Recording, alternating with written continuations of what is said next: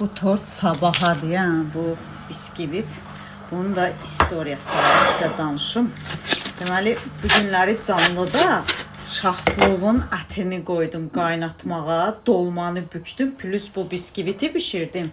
Dolmanı bükə-bükə, mən həmişə TikTokda canlı açıram da.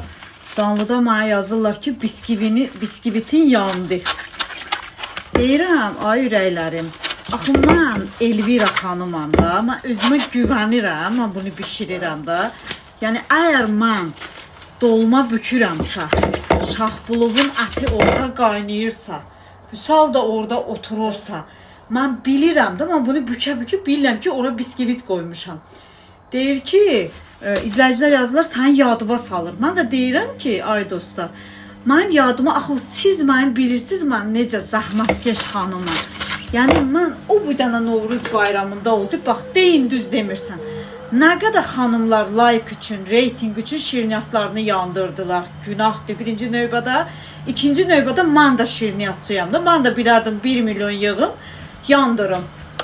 Nə qədər, yəni mən deyərəm, arxasında da qalaram. Nə qədər insan şirniyyatını yandırdı ki, nədir reyting like üçün düşsün. Fakt gördünüz də.